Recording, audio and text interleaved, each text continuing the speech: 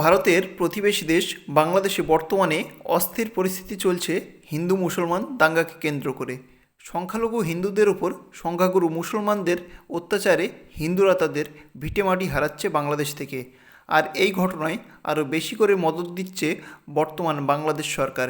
মোহাম্মদ ইউনূস বাংলাদেশের ক্ষমতায় বসার পর প্রকাশ্যে ভারত বিরোধী মন্তব্য করে বিতর্কে জড়িয়েছেন। সেই সঙ্গে তার অনুগামী ছাত্র সংগঠন ভারতীয়দের বিরুদ্ধে প্রকাশ্যে যুদ্ধ ঘোষণা করে দিল। এদিন সাংবাদিক সম্মেলনে বাংলাদেশের জিহাদি সংগঠন ভারতের পূর্ব অঞ্চল দখল করে নেওয়ার হুঁশিয়ারি দিয়েছেন। এমনকি বাংলাদেশের কিছু মানুষ ভারতের জাতীয় পতাকা অবমাননা থেকে যত রকমের নোংরা মন্তব্য করা যায় তা করে চলেছে ভারত সম্পর্কে।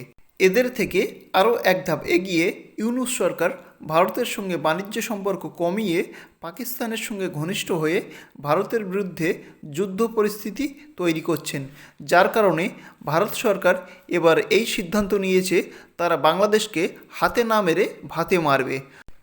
কেন্দ্র সরকারের এই মাস্টার প্ল্যানের কারণে ভারতকে বাংলাদেশের সঙ্গে আর যুদ্ধ করতে হবে না। বিনা যুদ্ধে বাংলাদেশ আত্মসমর্পণ করবে। ভারত থেকে বাংলাদেশে সারা বছর তুলা, তৈলবীজ, চা, মশলা, সিমেন্ট, রেল ইঞ্জিন, ঔষধ, ইলেকট্রনিক যন্ত্রপাতি, এছাড়া নিত্য প্রয়োজনীয় খাদ্য সামগ্রী, আলু, পেঁয়াজ, কাঁচা লঙ্কা, ডাল, বিভিন্ন শাকসবজি এসব আমদানি করে। আর ভারত বাংলাদেশ থেকে পাট, বস্ত্র, চামড়া এসব আমদানি করে।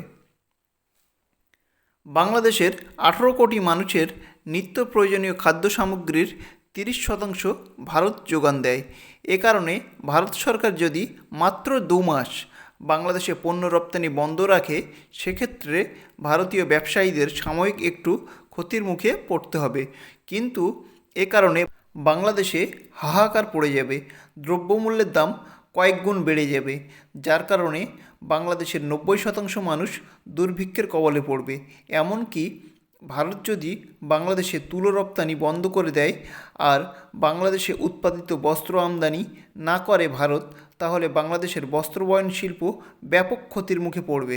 তবে বাংলাদেশ সবথেকে বেশি ক্ষতির সম্মুখীন হবে যদি ভারত গঙ্গা, ব্রহ্মপুত্র, তিস্তা এসব নদীর গতিপথে বাঁধ দিয়ে জলপ্রবাহকে নিয়ন্ত্রণ করে রাখে।